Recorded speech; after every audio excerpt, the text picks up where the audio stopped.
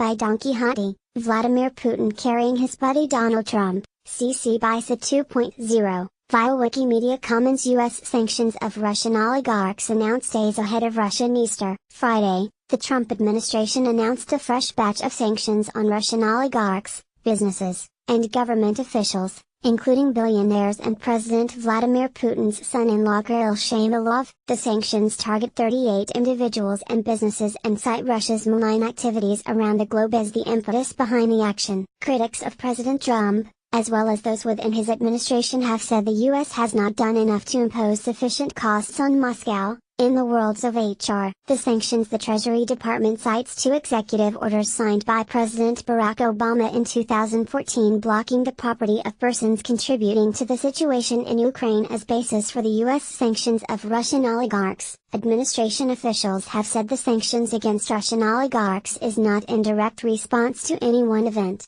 but rather a broad range of Russian activity around the globe, including the occupation of Crimea and violence in eastern Ukraine, malicious cyber activities, and Moscow's continued attempts to subvert Western democracies. The Treasury Department also points to Moscow's support of the Assad regime in Syria. Assad has been accused of using chemical warfare against civilians. The Treasury Department writes, Russia has contributed to the instability of the government of Syria through the sales and transfer of Russian-origin military equipment in support of Assad's regime, enabling Assad to continue carrying out attacks against Syrian citizens. These attacks have included chemical weapons attacks, which claim the lives of hundreds of Syrian citizens. The Treasury Department also points to Russia's alleged cyber attacks. Moscow has been blamed for the NotPetya cyber attacks, which targeted Ukraine, but spread to Australia, Europe, and the US. In February, the US and the UK announced they held Russia responsible for what has been called the most costly cyber attack in history. Russia refuted the accusations, claiming Russian computers were also infected with the malware. The sanctions come weeks after the poisoning of the former double agent, Sergei Skripal, in the UK, which led to a worldwide diplomatic backlash against Russia, with more than 100 Russian diplomats expelled from countries across the globe in response. Moscow denies involvement in the attack, but Skripal and his daughter were poisoned with the Nova agent, Novichok, only known to be manufactured in Russia. The attack was the first of its kind in the UK since World War II and has been seen as a sign of an increasingly aggressive Putin. This week, the Kremlin expelled 60 U.S. diplomats from Russia in response. Targeting the energy sector, the U.S. sanctions of Russian oligarchs heavily target the energy and weapons sectors of the economy,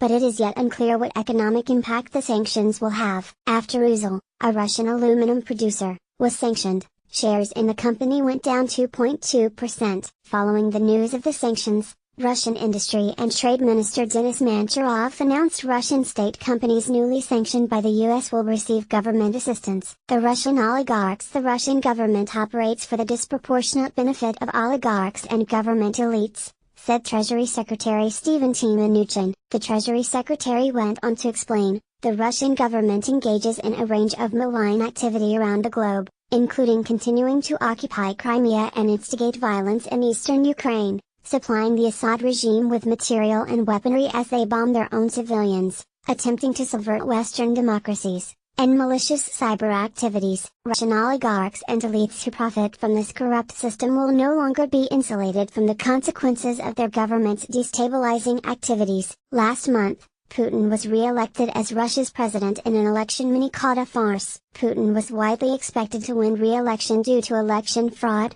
ballot stuffing, and silencing of critics. Since the election, critics have been vocal in their condemnation of the Kremlin's alleged intervention into the election, as well as that the oligarchs and billionaire elites who surround Putin. Who is sanctioned?